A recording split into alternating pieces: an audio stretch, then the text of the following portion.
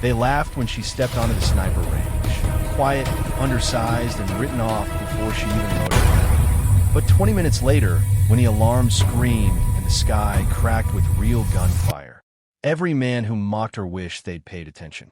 Back-end index pointing right question. From which part of the United States are you watching today?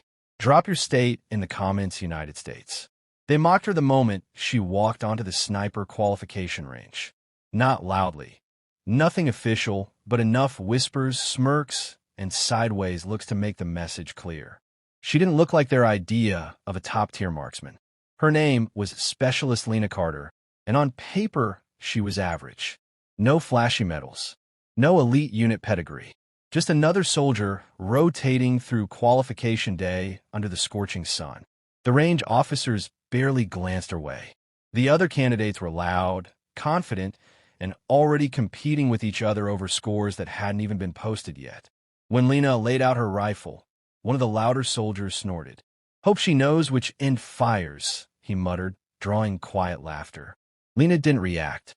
She checked her scope, adjusted her sling, and breathed the way her grandfather, an old Marine Scout sniper, had taught her when she was 16 and shooting tin cans behind a barn. Slow in, slow out. World goes quiet. The first round of qualification began.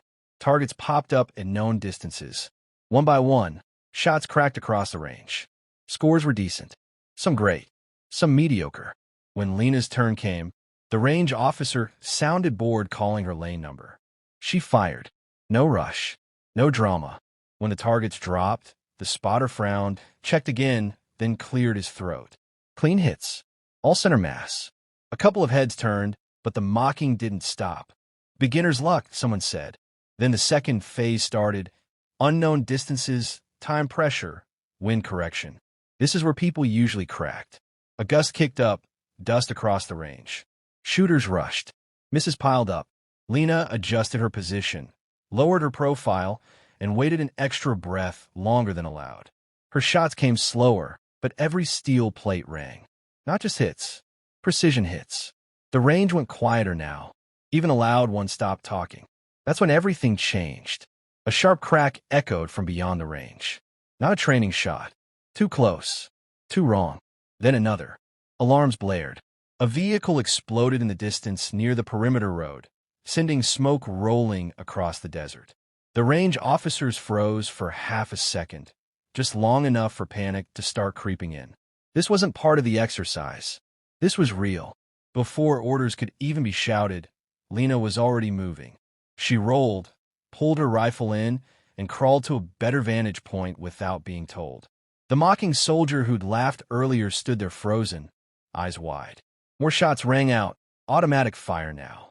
The base loudspeakers crackled with broken commands.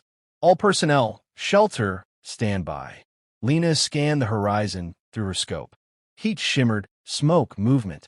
Then she saw it. 3 armed figures using the confusion to push toward the range. Thinking the soldiers were disorganized, distracted, easy.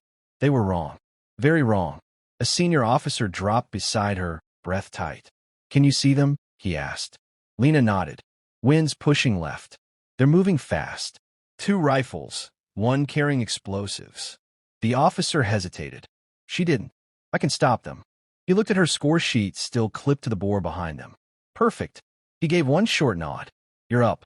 The first shot dropped the lead attacker instantly. The second shattered the rifle of the man behind him, sending him scrambling for cover. The third shot, longer distance, worse angle, hit just as the target tried to run. Silence followed, broken only by the echo fading into the desert. Backup arrived minutes later, but it was already over. Medics moved in. Security locked the perimeter down. And slowly, realization spread across the range. The same soldiers who'd laughed earlier stared at Lena like they were seeing her for the first time. At the debrief, the commanding officer didn't talk about her qualification score. He talked about judgment. Calm. Discipline under real fire. He ended with a sentence no one forgot. What you witnessed today is why we never underestimate quiet professionals. As Lena packed up her rifle, the mocking soldier approached, helmet tucked under his arm.